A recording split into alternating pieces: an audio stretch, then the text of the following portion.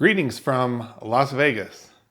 It's February 15th, 2026. Had a great night last night, date night for Valentine's. You gotta love a 39-year relationship with my wife and I. And how do we spend Valentine's Day together? We go to Caesar's Palace and we see Def Leppard, band that we were listening to when we first met. So cool, great times.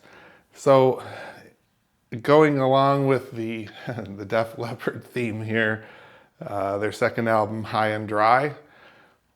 Today on the 2025 Triumph Scrambler 1200 XE, because we live in a dry climate, this is purely an aesthetic thing that I'm going to do today. It's not a I don't know, really all that functional, and in some regards it might be considered detrimental if you live in a wet climate. We're going to do the High Fender today. This will be quick. It's 3 bolts. You have to remove the old one and replace it, but pretty simple. One of the detriments that you hear about this is if when you put the High Fender on, and if you're in a wet climate, riding in the rain sometimes or mud, you're going to get potentially some moisture, wetness, or mud flinging up towards you. But I live in Vegas. I'm not too affected by that. So we're going to keep it high and dry. So let me show you what the kit comes with. This ridiculously expensive piece of aluminum Fender, but the OEM stuff is good quality. So let me show you what we have there. All right, so it's really simple. It's this little kit here comes with the aluminum Fender. I got this from Triumph Cleveland.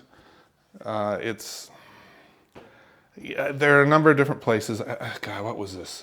$245, I think, was the price for this thing, which is the standard list price for this. There were a couple of other places that shipped for a little less.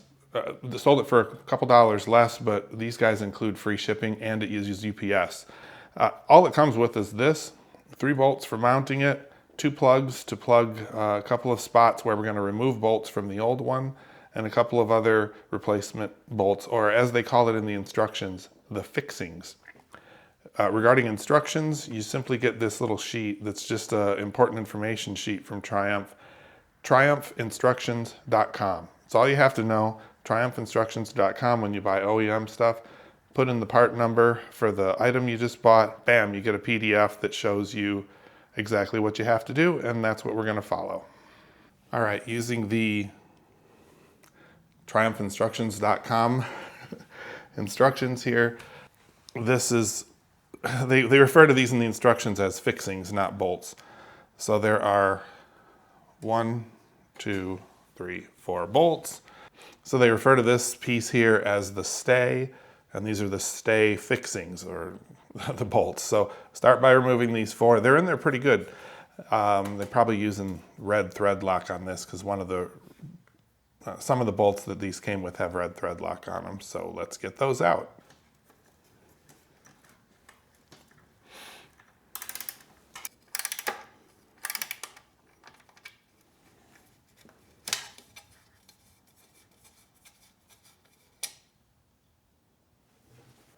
And with those 4 fixings or bolts removed, we should be able to just slide this out. Oh, no, we can't. So that's why we also have to remove the bolts for what they call the stay, this piece on the side, because this is trapped in place here still.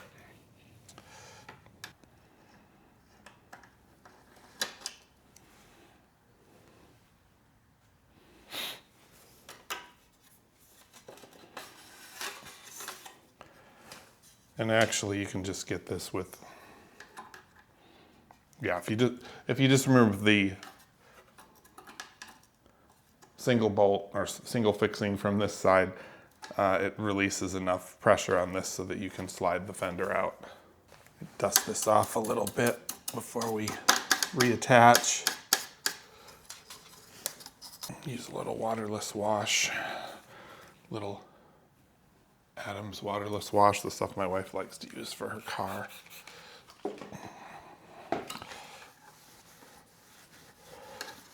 Now, honestly, one of my drawbacks to doing this was I know this lower piece has to stay here. This and the reason for that, I was wondering about this beforehand, and two reasons. One is this bracket that goes across here is a brake line. So it's a brake line mount. It's keeping it from touching the tire here. Now you could reroute your brake lines, and you could run, split it up here so that you're getting the brake lines running to the brake calipers on both sides. But that's a whole process in itself, and maybe someday, I don't know. The other part though is, let me get this a little closer. All right, so as I was saying, the brake line, it comes down, there's a single line that comes down, and then it goes into one caliper, and then it splits back off to this one, and this is keeping it in place in the back here. And this just, the brake line is just resting on this rear piece here, and then this holds it in place. So you really need to keep this in place unless you reroute the brake lines, unless you redo them. The other part is the guards here for the shocks. They're attached, and they're molded. It's not just attached. This is all one piece. So you're not, and you can't safely, if you're going to be, especially if you're doing off-road riding, you can't remove these. Now you could come up with an alternate, maybe they're out there already, an alternate guard to replace the stock one, but again, that's another whole process that you may or may not want to get into. So just a little, if you're considering doing this, these are some of the reasons why you need to leave this lower piece in place, because it holds the shock guards here in place, and it also holds the front brake line in place for the right side caliper. So next step, simply reattach this bolt and use the bolts, the fixings that were included with the kit, to replace these two, because they're a little bit, I believe they're a little shorter. They don't look any shorter, they look the same, but they have some red thread lock on them, and they want you to use those. So the torque spec on these, it says 6 Newton meters for connecting the stay to the bracket, this piece here, and then they say 5 Newton meters for these on the back. So I don't have a torque wrench that has that light. I even have a torque screwdriver that doesn't go that low. So I'm just going to be, gentle with this and get it snug. All right, it's back. And then we go with the ones that were in the kit have a little red thread lock on them. And we'll put those in place.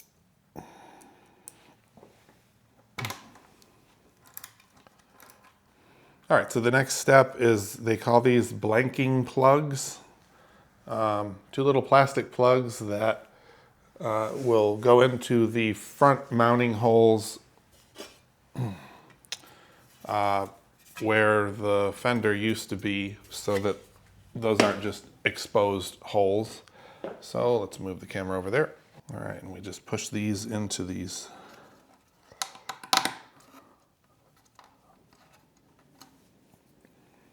to keep debris from getting inside of them.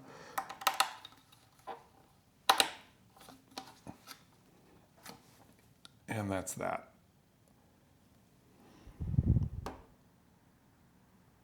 All right, so that's it for the removal part. And now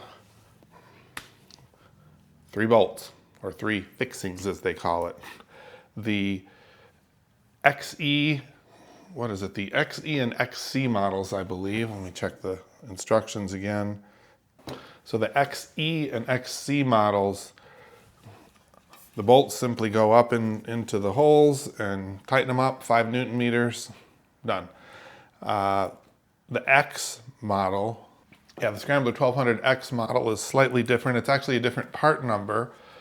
So this part number for this, for reference, is A9701423. The 1200X is A9701442. It comes with washers. Take a look at that first so we can actually get a visual of what this looks like. Simple, they don't mention this in the instructions, but there are 3 bolts here already.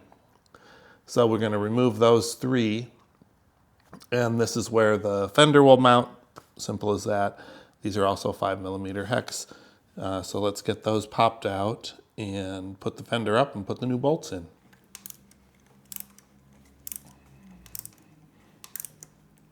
All right, and here's a difference of the ones that were in there versus the ones we're putting in. The ones that are included in the kit are the silver ones, and the black ones were the ones that were in there, essentially just protecting the holes from getting debris up inside.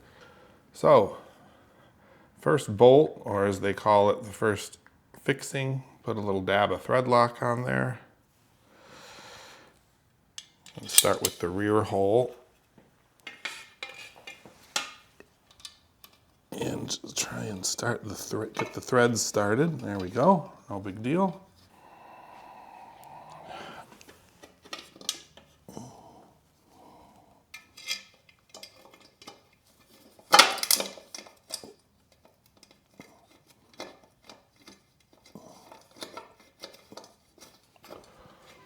Not too bad.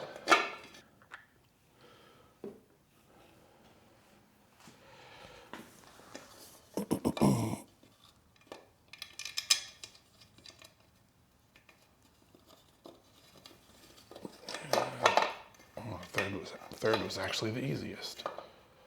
And these are the smaller 3mm Allen keys, or Allen wrench hex key, hex head. Smaller bolts. And this one, again, the torque spec on this, it said, is, again, 5 Newton meters. One more twist with the T-handle.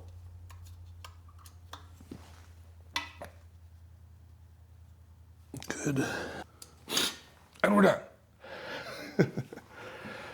All right, let's just, for completion, let's put the, show what that looks like on the underside, so you can see what the bolt lineup looks like on the underside. It's just the 3 bolts, the 3 fixings included in the kit. That's really all there really was to it ultimately. So that's it. High front fender, keeping it high and dry in the Las Vegas desert. Let's pull back a little bit and you can get an overview of what the bike looks like. Again, these are videos that are, this isn't really a tutorial video. This is a, hey, I'm thinking about doing this to my own bike. I wonder what it looks like. And what are the reasons for leaving this piece on the bottom here, as we talked about a little earlier. So that's what it looks like, and that's why you need to leave the piece on the bottom there. So let's pull the camera back and see, the overview, so you can see the whole bike with this on there. So that's it. This is the 2025 Triumph Scrambler 1200 XE, and it now has the high front fender, or high mudguard as they call it, from the factory. Going for more of a little more of a dirt-oriented stance on this versus a street-oriented stance. I am at just over 2,000 miles on this thing, and I am preparing to finally get my tires swapped out with some proper off-road knobby tires on this. So I thought it's about the right time to get that high front fender on there, and if I'm going to be spending more time on dirt trails and fire roads and tracks and things like that. So what do you think? High front mudguard 2025 Triumph Scrambler 1200 XE. I think I like it, especially once I get the knobby tires. I'm probably going to go with Motoz Tractionator RAL Z. much more aggressive for the off-road stuff, and maybe I'll be less likely to bury myself on dirt roads. Of course, if I go a little faster on those dirt roads, that may also contribute to not getting buried, as we've seen in some previous videos. So that'll wrap it up for this one. If this was helpful for you, if you enjoy seeing some of these videos, how-to or more how does it look videos on bikes like this, don't forget to give it a thumbs up and subscribe if you haven't already. There's a screen coming up right after I stop talking with a big old subscribe button in the bottom right corner. So thanks for watching till the end, and until our next video, drive carefully and come back soon.